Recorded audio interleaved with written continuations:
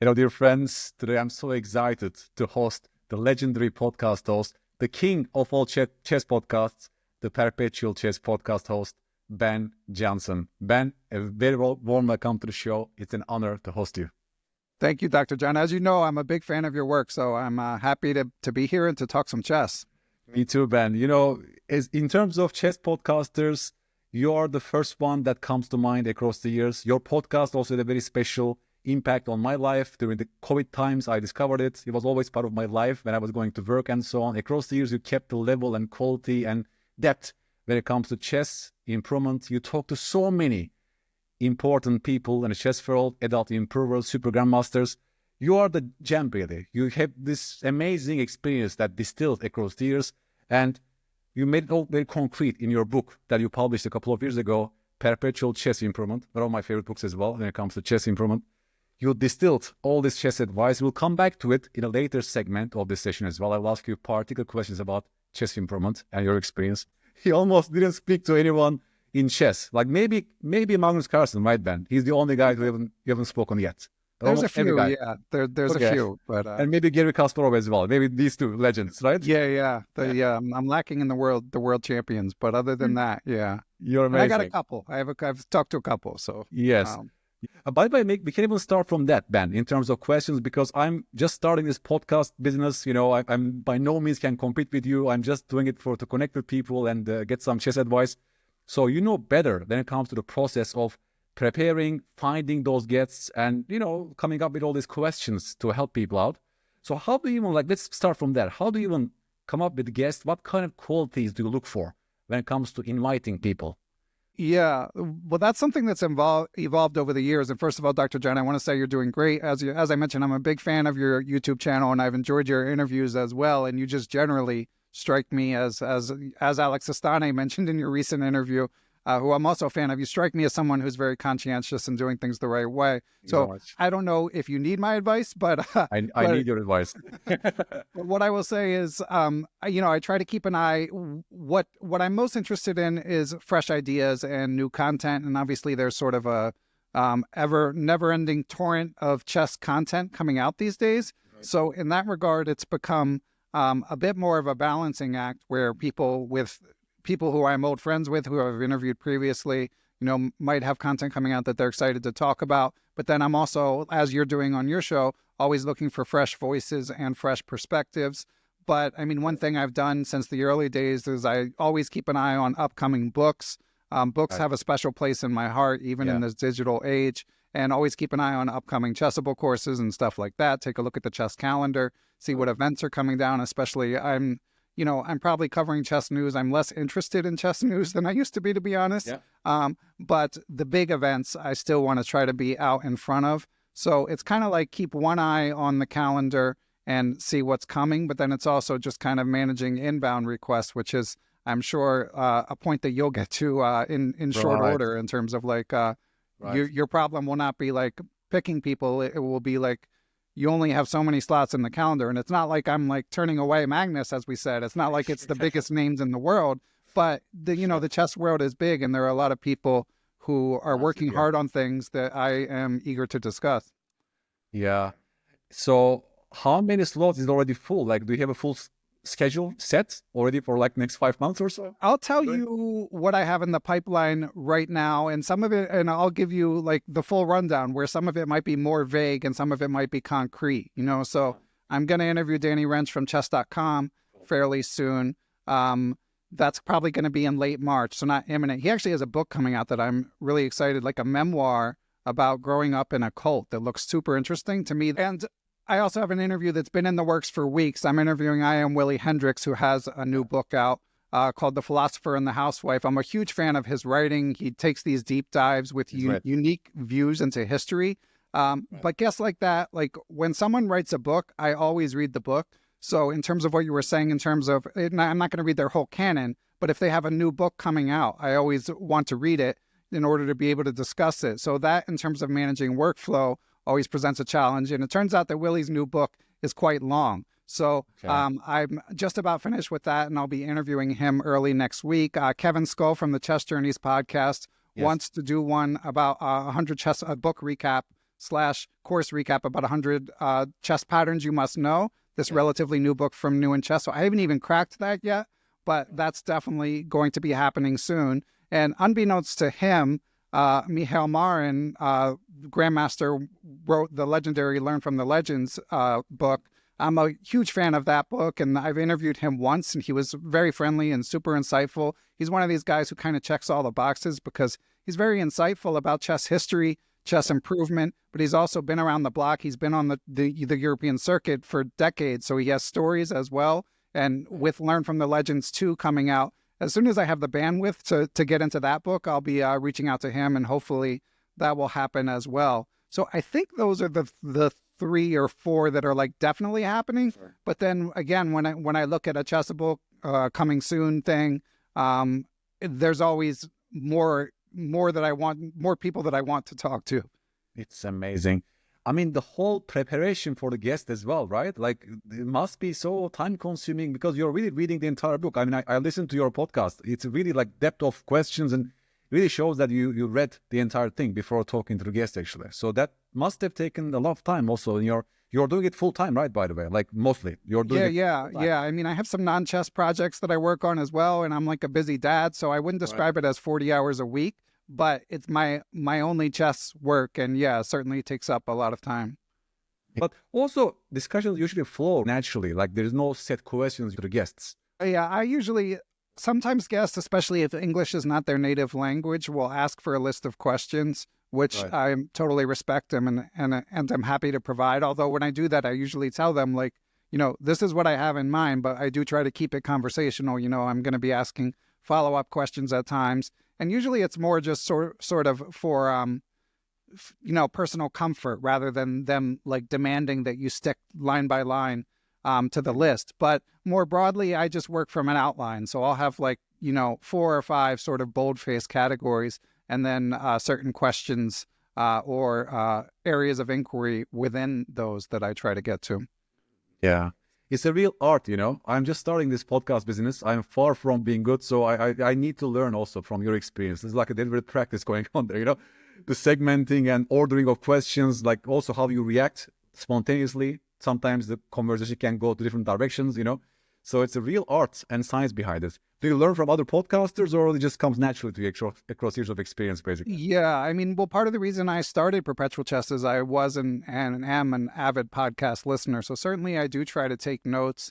And I don't feel like I'm I still have a lot to learn. There's still a lot I could be better at. For example, I've noticed on a lot of podcasts, like if you listen to the best interviewers, this is not universally true, but to me, the ones who do the most compelling interviews, they don't use transitions going from topic to topic. They don't say like, I'm going to switch it up and, instead of talk about chess improvement, let's switch to your own career, your own OTB career. They would just seamlessly switch, So stuff like that, it's like I have my outline and I have my segment of topics, but it's like I'm constantly trying to get better at just sort of effortlessly kind of bridging the gap between topics rather than saying like, hey, we're going to take a pivot here sort of thing. Yeah, because somehow, my next question is in my head, but I also know that, maybe it will be such an abrupt change suddenly. I have to also listen to my guests, like completely go with the flow and sometimes change my directions spontaneously, Yeah, but I'll tell you, I mean, and I'm not just saying this, like I've seen your interviews that has a very natural flow. I really enjoy them. And there is something that these interviews have in common for me with OTB chess in particular, which is like I can actually pay attention, which when I'm sitting there with a book, even though like I do really enjoy reading, or if I'm on my computer reading an article, like I'm constantly checking my emails, checking my phone. Sometimes it's like you open another browser and you don't even remember why you opened that browser.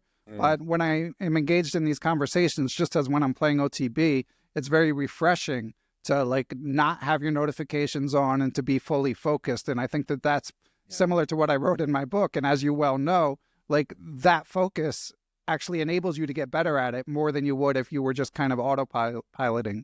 You've been doing it ever since 2016 or something, right? Yep, late 2016. It's amazing. So it's almost like 8 full years, more than 8 years right now. Yeah, it's crazy. Soon approaching a decade of weekly episodes. Yeah. And you never gave a break, actually. You've been publishing almost every single week. I mean, Yeah, very 1 or rarely. 2 weeks off here or there. But yeah, I mean, like I said, I really enjoy it. And there's always so many people to talk to that it's hard. Yeah.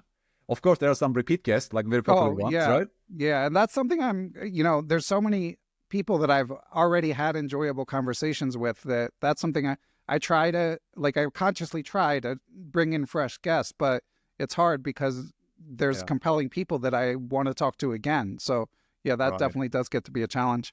Yeah. Who appeared on your podcast the most so far? Is it Jan Gustafsson? It probably is Jan at this point. It was, our mutual friend, Dr. Christopher Chabris. Shout out Well, to Dr. Chabris. Like he's always keeping track and he wants to be number one, but yeah. Jan has been more aggressive lately.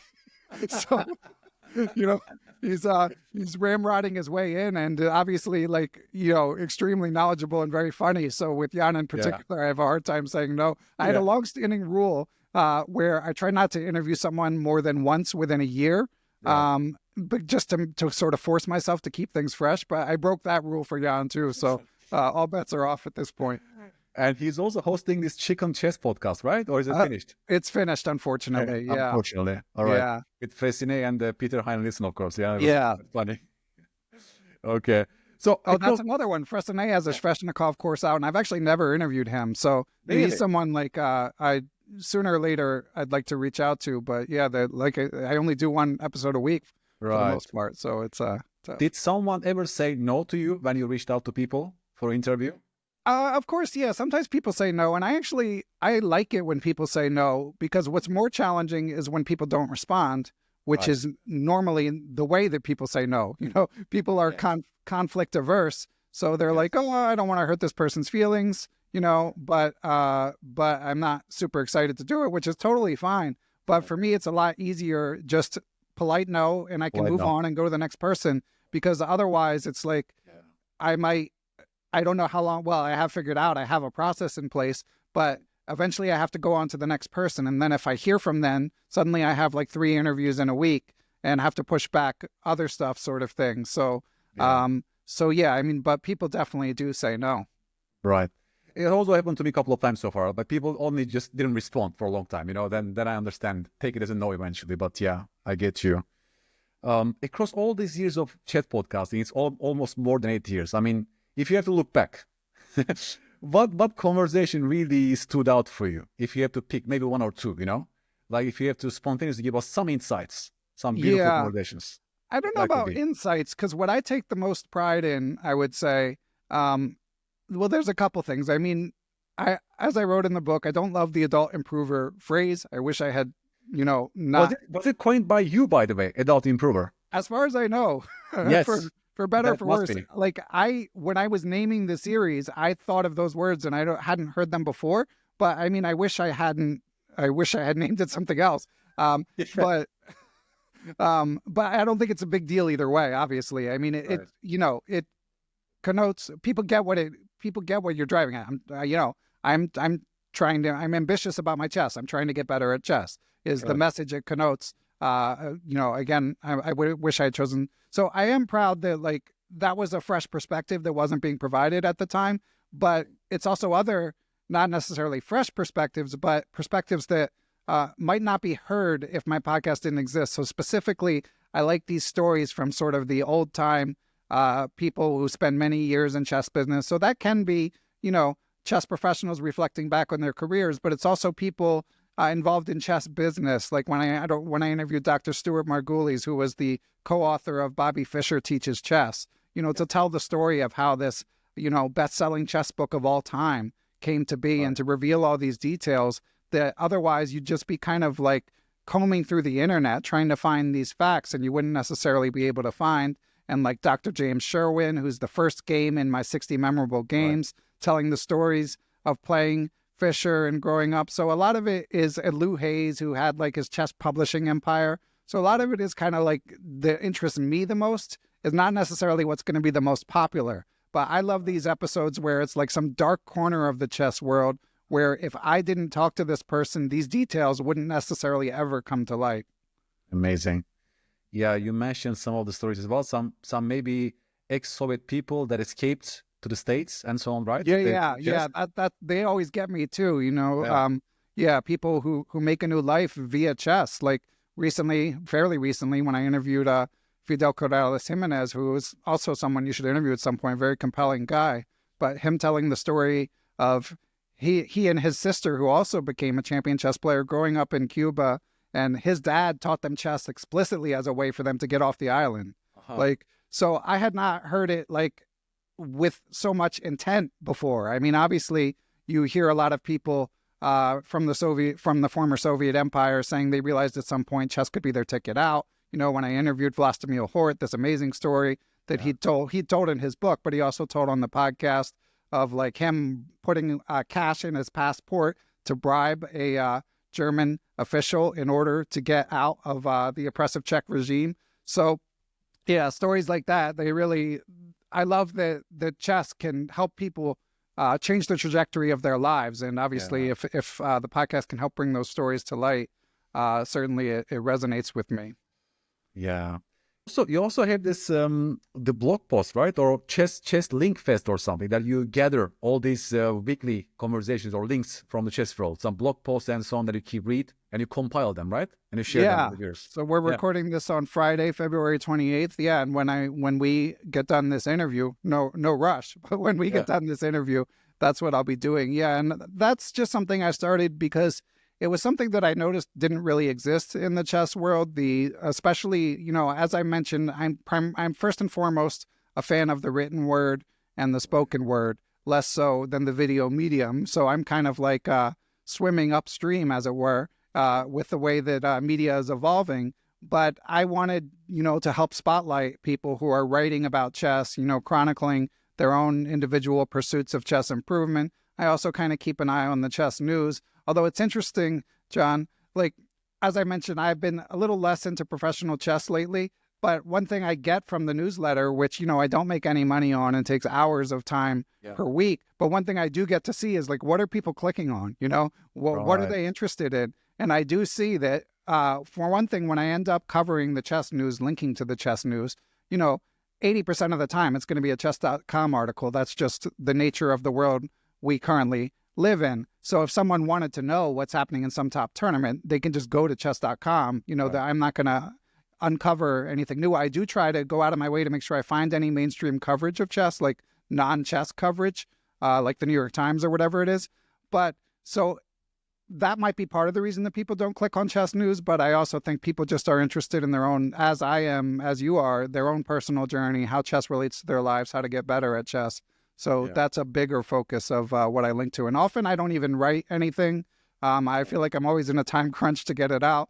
So every once in a while, if I have something to say, I'll write a little intro. But more often, I'm just compiling them and sending it out every Friday. Yeah, I keep reading them as well. Just like quick overview of what's going on in the chess world, you know. Also, there are some guys, for example, Benji Porto or, you know, Nick Vasquez, Dr. Nick Vasquez, right? You also sometimes cite their blog posts and Substacks. They are quite insightful people that they write they really about. are, But they are, Benjamin Porto recently wrote something about war for attention, by the way. You know, he was just that was at a the great trend. post. That was a great post, right? Yeah. So briefly, he was just sort of criticizing current trends, you know, fighting for clicks, clickbait titles, thumbnails, and this sort of, you know, YouTube encourages those kind of content mostly. And how do we still, you know, keep our depth of thinking and, let's say, compete with those clicks, or should we compete for those clicks, you know, war for attention? And even on the blog posts around, he was talking about some ChatGPT written text on chess improvement on Lichess blogs or something. He was just writing about trends that are going in that direction, you know, like clickbaity titles and so on. So yeah, Benji Porto was a guest on the show as well, as you know. Yeah, I saw that. Yeah, I watched that, and yeah, it goes deeper than that to me, because it also I've mentioned a couple times I'm getting less interested in chess news, and that's part of the reason is there's just so much scandal, so much name calling, so many cheating accusations. Like now, Daniel Dubov apparently is going to play Hans Niemann in a Blitz match. Hans Niemann is in Moscow to play in the Aeroflot Open. And you know, Dubov is based in Moscow. So Ilya Levatov, who has a good YouTube channel, often his interviews are in Russian, but he occasionally does them in English as well. And he's kind of like a Russian chess promoter. But apparently they're going to play a kind of grudge Blitz match after after the era flat open. And that's the sort of thing where, like, how did this come about? You know, in a competition that people flew across the country to see and to see the top players play, Dubov just doesn't show up for a round and then like smirks, you know, in an interview about it. And stuff like that really, really bothers me. You don't really see that in other sports without consequences. So I think that's a big part of it. And that to me gets into what Dr. Porteau was writing about, this sort of sensationalism and negative presentation really is casting a pall over the game and making it aspects of it now, aspects like this and like the tournament I was just at, which we can talk about at some point. Like, I still really love that, but other aspects, it's like there's so many things that people can spend their time on in the world. And if one of them is just putting forth negative energy, it's hard to keep coming back to it. It is. Is that also your feeling after 8 years of doing this podcast? Like, it's going in that direction mostly, like in terms of trends and negativity? Yeah, and so I mean, on? I hope it can be reversed. I've certainly heard people call it out, like Grandmaster Daniel Naroditsky. There's so many shining lights in the chess world, so many great representatives, but yeah, from the top, it seems like there's just more negative than positive headlines. Yeah. I always avoid that content on my YouTube channel. I've noticed, which is no great. No drama, no chronic business, nothing. Like, Yeah. just focus on the beautiful part of chess thinking, approach, puzzles, Yeah, because that's what I mean, I love that part of the game. The game's honesty and Socratic nature, seeking for the truth and so on. The game also has so many valuable qualities. I don't want to play that game myself. Although I know there's a YouTuber, you have to also be, let's say, mindful about the titles and thumbnails. I cannot go for crazy boring titles and thumbnails as well, because then you get 0 clicks. I always struggle with this, like, what's that good middle ground that I still go for sometimes interesting titles and maybe thumbnails, but still, don't have any false promises. Don't have any BS, basically. So that's always a struggle with every single video for myself moving forward. Yeah, for sure. I mean, I post my interviews on YouTube and I'm absolutely terrible at it. And the thought of getting better at it, like, I really should do it, but it really bothers me. It's just, that's not why I got into chess content creation, I can't do the thumbnails myself. I have no skills for that. So I have to use a thumbnail designer, right? So of course, he has his own ideas. Of course, he knows what works on YouTube, right? So, but sometimes he makes some thumbnail which looks maybe too provocative, like I have to maybe correct them. Sometimes I can't bother with this. Let's publish and see what happens kind of mentality, like. Yeah. Oh yeah. It's hard. YouTube is a hard game. I'm still learning how to work, Yeah. But eventually, good eyes will find you. That's what I'm believing in. Eventually, good eyes, good people will find your content as long as you keep producing mindfully and deeply. You should care about your content. People will find you. Yeah.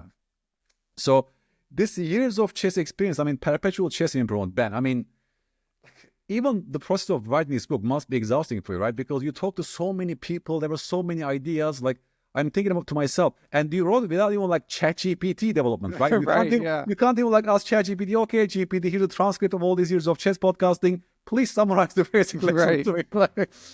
Can you tell us a bit about that process of writing it even? Like, how many years does it took? Like, were there any recurrent themes or surprising findings that you found in the end? Yeah, so it took almost 2 years in full. That includes a lot of procrastination along the way and some stale periods where I might have put the book away for a couple weeks before I came back to it. But as you say, it was before ChatGPT really took off, so I couldn't have things summarized for me. But I did have a transcript database of all of the interviews I'd done, as well as my own sort of memories and impressions. So I sort of started writing it as a collection of essays just about the many topics that, as I write in the book, that come up over and over again about, is speed chess good for my chess? Are endgame studies good for my chess? How much tactics should I do? What's the difference between, pattern recognition and calculation? What do we do about these kids at the tournament? How important is fitness? All these recurring themes that came up. And when I would think about these themes, sometimes I would think of certain interviews, and other times I might need to search the database to see things that came up. But I mean, I basically, as the number of topics and number of essays basically piled up, I began to sort of think more big picture about it, and be able to sort of put it in a more holistic framework. So hopefully I did that in terms of just saying, like, at the time I wrote it 2 years ago, or whatever, like, this is what I think is the most essential information for how to pursue or not pursue getting better at chess. Right. And you eventually came up with 4 pillars of improvement, right? Yeah. Can you tell us a bit about that? What are those 4 pillars? Yeah. So tactics and pattern recognition, playing serious games, analyzing your games, I guess, right? So, analyzing your games. And the most important one to me that really sort of I felt like drove the book forward was community, finding a community in order to make it a more sustainable hobby. So online communities, of course, some chess punks maybe, some Lichess 45 leagues, but also physical communities in your for sure. I mean, I think this is something Dr. Porto linked to, and it's something I certainly feel. I think physical communities are more important than ever. Yeah. Like you, I'm sure do. Like I work from home. My kids, I think, are a little older than yours. So they're out of the house from 8 a.m. to 4 p.m. My wife is usually out of the house as well. I live in the suburbs. So I feel that like emptiness, and until people get home. And chess, it's nice to connect with the chess community online, but it's not the same thing as like going to a tournament and seeing a bunch of people, going to a Blitz night, stuff like that. And also just in terms of pursuing chess improvement, there's this sort of trope of people studying in their basements as presented even in Queen's Gambit. But it's much more sustainable if you've got friends or if you've got a local mentor that you can learn for. It's more fun and more sustainable. Yeah, I totally agree with that. And when you look back on the content of the book, would you add something new? Did you change your mind after a couple of years, or you regret of adding? Well, Grandmaster Matthew Sadler wrote a generous review for New in Chess, where he mentioned that he would have focused more on intuition. So maybe there's something more I could have said about that, but I'm not sure because I did write about pattern recognition. So players like Sadler, I mean, grandmasters invariably started like at age 12 at the absolute latest. So they've developed an intuition, but it's been, to them, my impression is more often than not, it's come relatively effortlessly. So that was something that he mentioned, but I'm not sure what I could have said. What comes to mind for you, John? I think they're quite similar, by the way. Pattern recognition and intuition, they're almost synonymous also, like in terms of expertise, field of expertise. Years of experience, of course, that grows your intuition. And no, I mean, when I was thinking maybe more like, maybe curriculum, like structured training approach, maybe also for beginners, study plans I could have done. Plans, right? Yeah. Like, where should we start and which order should we build up skills, so we don't get overwhelmed, for example. That's what I keep thinking about as well as a coach, like what is the right structure for the material so they don't get overwhelmed in some sense. And key concepts are revisited occasionally in different contexts while building on each other, So from more like educational psychology practices, can we use it from how beginners work, how beginners learn in general from other fields? So working memory doesn't get overwhelmed as well. Like more like optimization of chess learning for beginners, let's say, if you come up with a structure. That's why I created this course on Chessable, by the way, the Chess Elevator, because I looked at hundreds of games per different levels to see, what kind of skills are emerging, which order, what kind of things people get better at for each rating band. So we can give them those kind of exercises more, so they don't get overwhelmed, because that very next level is able to, solve those issues and so on and so on. As a coach, I think that's what I was spending most of my time right now to find those optimizations. Of course, I didn't get better like that. I immersed myself like to the game. I was reading Zurich 1953 directly and Kasparov's books and so on. I learned in a very different way, despite starting quite late in life. But, as a teacher, as a coach, this is something that I also think about a lot these days, more like a structured plan. I fetched one for chess.com, for intermediate players, the training plan, but that's quite a long one, like 8-9 pages. Try to distill, from education psychology practices, like what is the right thing to do. You even talked to Nate Sloan about this. For example, one way to learn openings is to have a blank slate or like blank page. And you learn rules, right, for both sides, called generation effect. You're generating moves for both sides. You don't get feed moves by space repetition platforms. You put the moves for both sides, both for white or for black. right? Just to have your opening setup ready like that, for example. That's quite useful. Yeah. Because you get your information from your memory rather than being prompt by Chessable and so on. One follow-up on something you said, John, and yeah, that's interesting. You always have the cognitive names like generation effect, whereas Nate's just kind of coming at it. But I mean, I think it's a fantastic idea what he calls a blank slate drill. But I hadn't heard that term before. But one thing I wanted to follow up on and what you were talking about in making your chess elevator course is, you and I and a lot of chess trainers are in the unique position you described, where we might have learned chess as kids or teenagers relatively sort of haphazardly, scatterbrained, just kind of playing a lot and consuming what was put in front of us.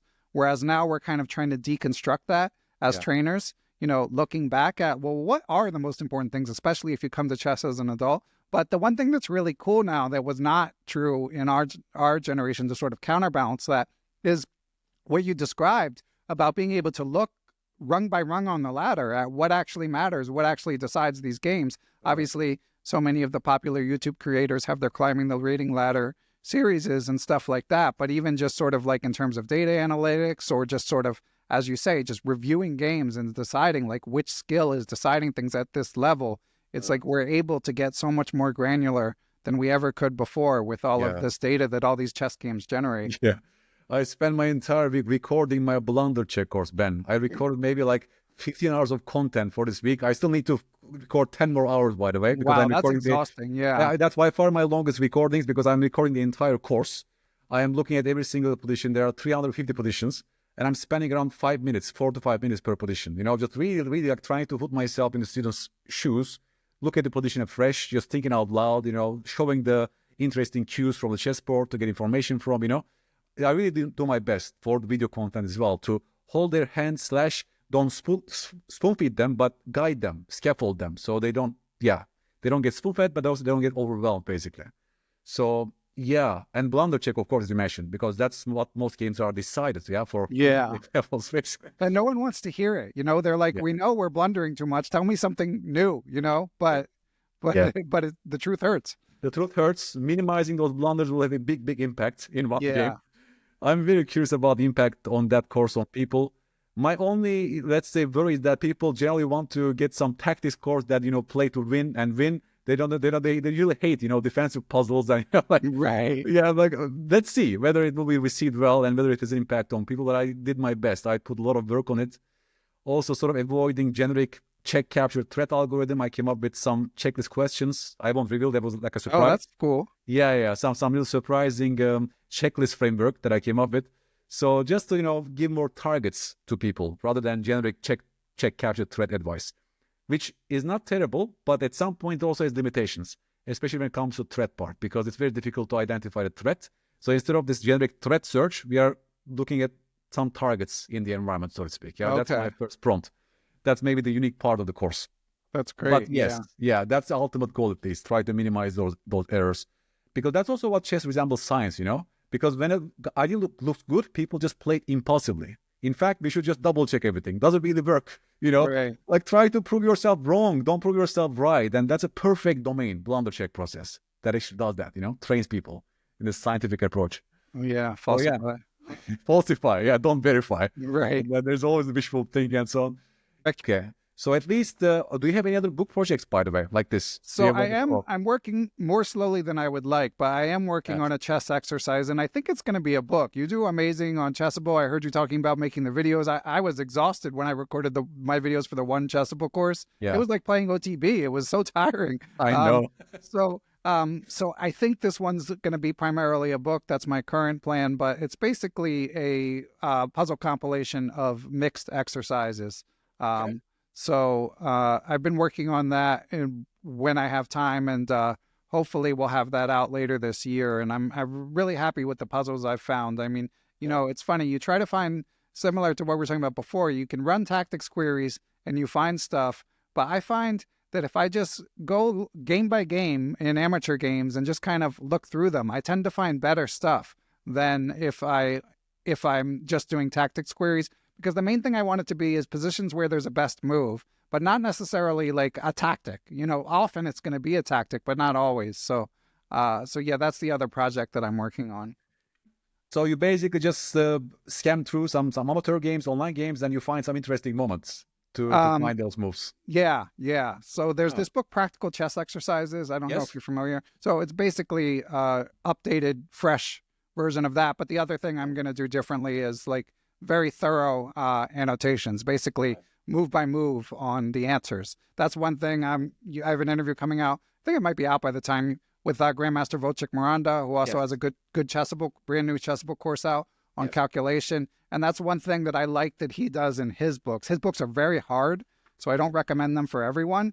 But it's like the puzzles are like 15% of the book, and the answers are like 80%. Large. Yeah. So I'm going to be going for that as well. Very thorough explanations. So that's what I'm working on. An easier version of his books. An easier version of Miranda's kind of mixed puzzles. It could be anything, like tactics, strategy, some interesting choices. Yeah. Yes. I read the book as well, Universal Chess Training. I enjoyed it a lot. I read it like years ago. Yeah, amazing book. From different segments of the game as well, different decisions and so on. Yeah. Quite quality puzzles, actually. And with good answers. Exactly. And he's always got new stuff. You can tell. Yeah, I mean, similar to what you were saying, between his work with the students and just being like in the chess life, I'm sure getting the week in chess and playing through games, he always finds fresh positions. Of course.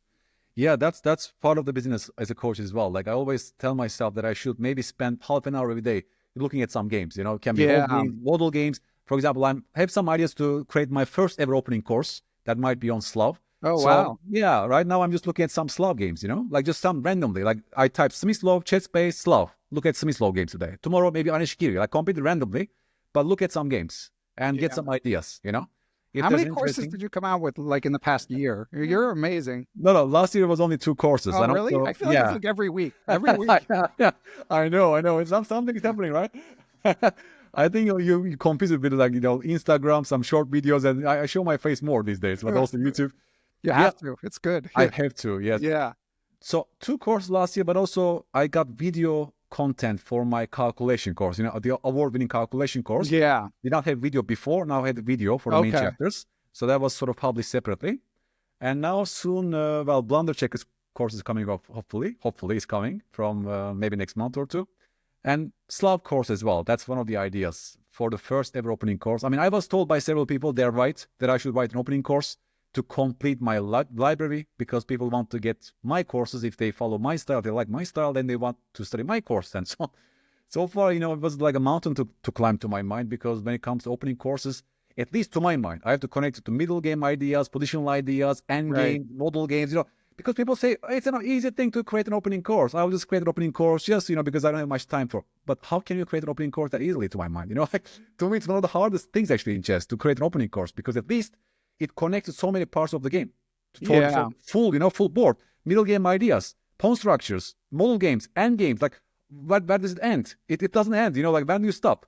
So I'm like now actually collaborating with the Chessable author, potentially with Banner. He already wrote so many courses on Chessable for club players, to also get to know the business and drill to create a good one without overwhelming people. Cannot be too long. I will just learn the right technique to create one at least. But Slav is nice because, it's quite logical also for beginners and intermediate players to learn and play. Quite sound. You want to get the bishop outside the pawn chain before playing e6 and so on. Quite nice ideas too. So that's one of the ideas for this year, for the rest of the year. Okay, so you recently played in a tournament, right, Ben? If you want to talk about the misery. Yeah, so first tournament in about 6 months. 6 months, okay. I really had to like pull myself up by my bootstraps to get myself to this tournament. And it's funny, I talked about this in a couple of recent podcasts with people who were on my team. My friend FM Donnie Ariel, who was on with Jan Gustafsson, pretending like he's going to be a grandmaster, and Dr. Joel Sneed, who you should also interview at some point. And yeah, all of us are like, and John Fernandez, who's on the board of U.S. Chess and has been like a stalwart in the U.S. chess scene for decades. But all of us are like, semi-retired, I guess you'd say, various degrees of activity. And we really feel like we have to summon our strength in order to go to one of these things. But this tournament in particular, it's a lot of people like that. It's people who haven't played for decades, people playing on their teams with friends. You've got father-son teams, mother-daughter, etc. So there's this real communal vibe, and you get to reconnect with a lot of people. So this was the one tournament where I was like, I've been busy with a lot of stuff. There's a lot of stuff both politically going on in the U.S. and it's affecting my family in terms of my wife's work situation. So it's been a bit of a stressful time. So it's hard for me to focus on chess. But this was the one tournament where I was like, okay, I can get up for this. I might not be able to put in the study routine that I ideally would want to getting ready, but I at least feel like it will be a fun experience. And it was a fun experience, but I actually played pretty well the first few games, but the last game was so bad. I still haven't looked at it. It's been a week now. I still haven't been able to look at what happened. I was just up a clear pawn out of the opening and just didn't, played too slowly and blew it and lost. So very frustrating game. And yeah, because of everything else going on, it kind of like, if that tournament were happening again in a month, unlike what Nate Solon said, I would go to that tournament again. But for another tournament, it's probably back into semi-retirement until things settle down a little bit on the family front. Was it in New Jersey or New York, by the way? Yeah, it's in New Jersey. Yeah, but it's funny because they have 4 of them. United States, big country. They have 4 of them in different regions of the U.S., but this one is like the flagship. So like Nate flew in from Nebraska, it's like 1,500 miles. My John Fernandez on my team flew in from St. Louis. So this one gets more people than anyone. And it's, it's been going on for, decades and decades. And like, I'm old enough to remember when I was at a different hotel, but it's been at the same hotel for about 30 years. So like when you get there, you see this like pond in the parking lot, and it's like this flood of memories. It's just it's a surreal feeling. It was fun, even though I'm bad at chess. Yeah, well, always the last memory, that affects it. Like the last minute of the experience or last experience, sort of that stays in your brain for a long time. So if it ends well, exactly. Remembered well. Since this ended badly, bad memories most likely. And it's funny because when I went up a pawn early in the game, I was thinking, if I lose this, it's really going to leave a mark. It's going to be a disastrous tournament. Yeah, the remembering self will remember, as Kahneman says, the remembering self, they remember it like terribly because of the final experience. If you look at the overall results, overall game performances, did you lose a lot of rating, by the way, overall? That's another thing. I haven't looked. Okay, you haven't looked. Too painful, but I'm sure I did. I mean, I'm sure I lost like 20, 25 points, USCF points. It wasn't FIDE rated, but my FIDE rating like can't go any lower anyway. So. Right. My FIDE rating is 0 now from 0. It used to be 2,100. Now it's 0. So luckily you can't go to negative. So cannot go negative anymore. Right. Okay, but at least you met some new old friends, new people. You got get to know the experience. You focused and concentrated. Exactly, yeah. And to be next to my friend Donnie, who I interviewed, been friends with for decades. We were both poker professionals together, so we like traveled the world together to some extent. And to be sitting next to him and seeing him fully focused, he's also someone who like literally complained to Jan Gustafsson that you can't check your phone during a tournament game. It's like, Donnie, I don't think you're getting the idea here. Like the whole point is not to check your phone. So that's where Donnie's coming from. So to be able to sit next to him and see him fully focused, and he played some really good games. It was a great feeling. It's just that tournament doesn't come around so often. And in terms of like my own chess, there's so much work to do and so little time that I'll be back, but not imminently. Yeah. But also it was quite an intense tournament, I believe. Fatigue can kick in, stamina, you get old as me, like there are some changes, right, also? Yeah, for sure. Yeah, and that was something that really bothered Nate and me to a lesser extent. There is kind of like a breakneck schedule to it, and it's not really necessary, like they could have the games be way shorter. They could schedule events. They could have, they could have social events. They could have lectures. Like people aren't there, to conquer the chess world. So there is kind of, and people are so glad that it's like such a critical mass of old friends and stuff like that people go for that reason. But my guess is that it gets misinterpreted as people go because they like the exact format. Right. When I think really less emphasis on the competitive aspect would be good for this particular tournament. I know Nate says he'll never go back. So Nate says he never goes back. Yeah, which is a bummer. Obviously. Yeah. Did you feel any experiential difference compared to your old days? Although you said it was only 6 months ago, your last tournament, right? It was Yeah, not, I was playing fairly actively early last year, and then took a few months off, and then played in June. Right. So I'm not like too far out of shape. Yeah, the only thing experientially, and again, I only played 4 rated games, so I don't want to draw Huge conclusions. too big of conclusions. But I feel like the changes that people have been talking about in terms of rating deflation and age demographics, over the years on the podcast, I feel like they've stabilized. Like, All right. so I don't feel like they're still there, but I don't think it's like a trend that's continuing to grow. I feel like it's kind of flattened, and chess has kind of reached, the Queen's Gambit boom has come and gone, and I feel like chess has kind of reached a stable state. Did you play against some kids, like some underrated kids, or I played some kids, yeah. I mean, I don't know if they were underrated or not. I mean, but I mean, my loss was against an 18-year-old. 18-year-old? But I shouldn't have lost, so. Yeah.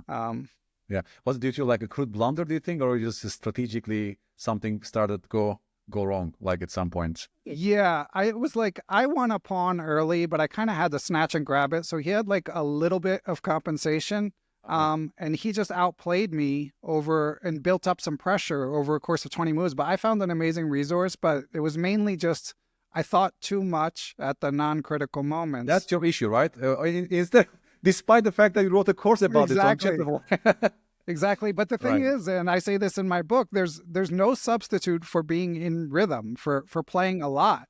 So it's like I've absorbed these lessons and I have gotten better at managing my time. But in order for me to be able to do that, I need to be playing once a month. I need to be getting in, 50 games a year. And then I can incorporate those lessons and play at a pace that really helped my results, as I had a period of good results before this. But when you're just showing up, like, especially because as I mentioned, it's not like I've been training for hours a day, So a lot of it is like shaking the cobwebs off, like reestablishing a rhythm.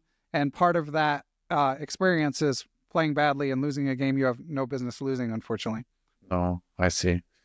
Yeah, the experiential and momentum feeling is also important. Yes. Yeah. Do you play regular games, training games, or do you solve some tactics daily? What is your... Well, I was playing.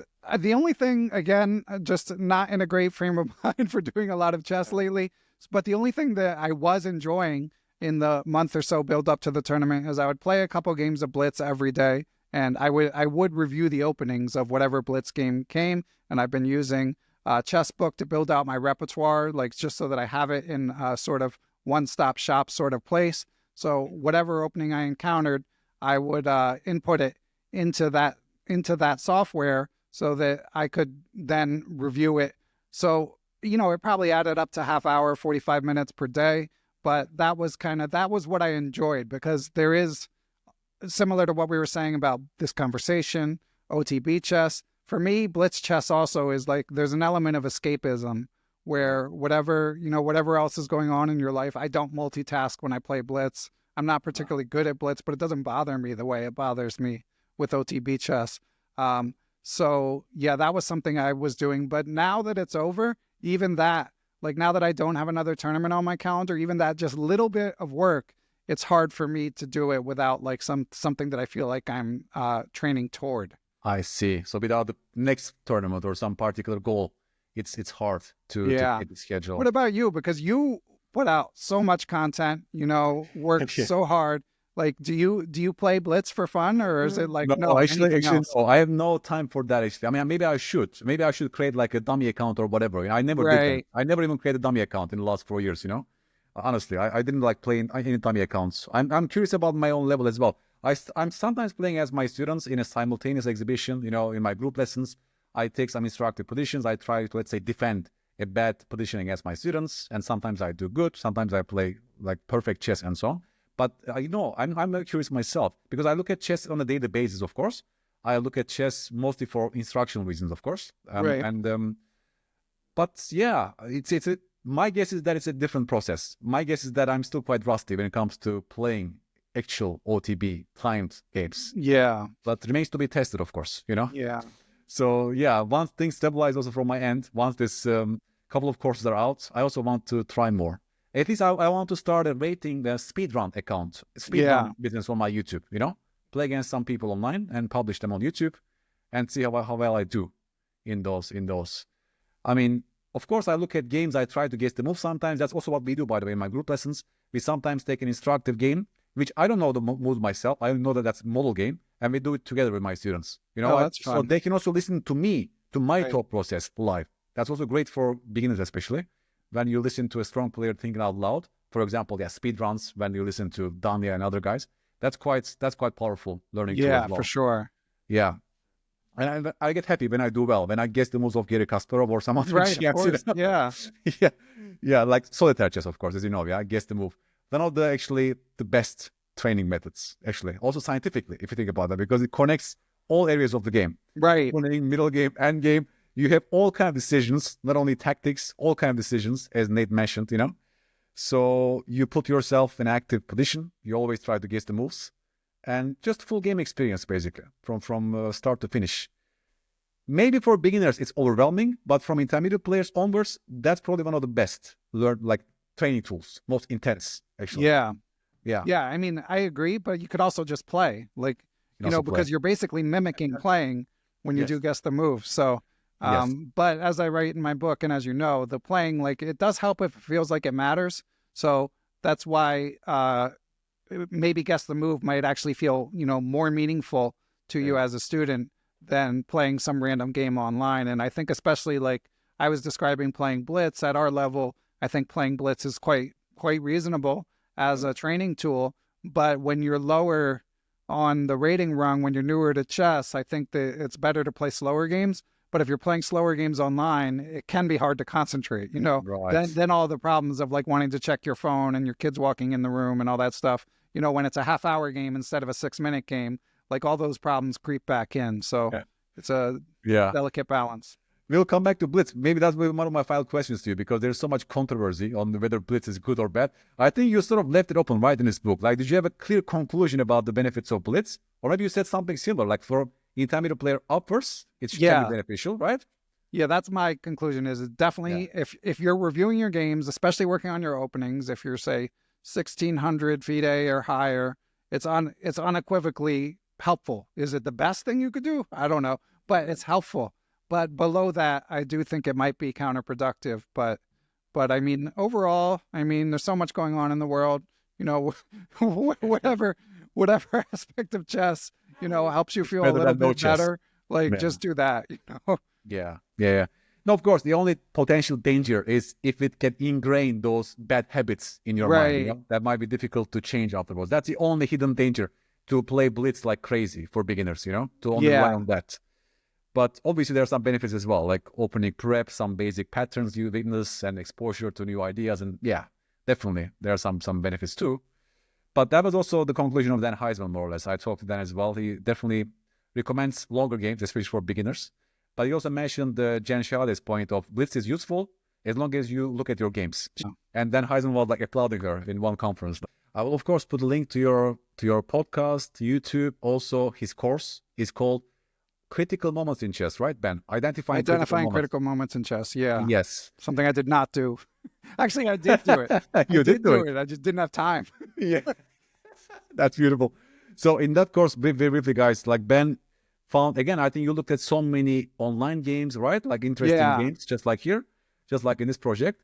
And you sort of try to identify the game swinging moments. That's how you measured, right? This critical moments. Yeah, and it's 80% amateur games. I really didn't want it to be these famous grandmaster blunders or something, which are the exception rather than the rule. Some listeners submitted games to me, podcast listeners, and then just combed the databases and found so many cool exercises. So and it's definitely when I was doing that course, I was playing more often, and it definitely helped my game. Last tournament result notwithstanding. Interesting, yeah. But so it's primarily, I should say, if you're above 1700 FIDE, it's not really you're not. The exercises are especially at the end are fairly challenging, but it's more about building a framework, especially kind of like your audience. If you're in the 11 to 1600 range, something like that. Just the perfect range for your course. Yes, I will add the link here as well, guys, so you can go and check his course on Chessable. So you can also be more mindful about your time management, which is a difficult task for all of us. Thank you so much, Ben, for coming. The chat, John. I'm sure we'll do it again soon on. We have to do it again soon. Yeah. You know, either in your pod or in my pod. You're already a busy guy. I think you're already booked like for 5-6 months. Yeah. I will probably invite you again because I can't do it every single week. Every 2 weeks is fine for the moment. Hopefully, Christopher Sharvik will be my next guest. Awesome. So yeah, and of course, I will ask you for your ideas about potential guests that would benefit this show and my audience as well, given your vast experience. Yes, wishing you all the best and moving forward. Best of luck for your projects. I'll be checking you as well, your work. Always welcome to chat and discuss. And again, guys, hope you enjoyed it. Please follow his YouTube, also his podcast, the Perpetual Chess Podcast. Wishing you all the best, Ben, and see you soon. Okay, thanks, John. Bye, everyone.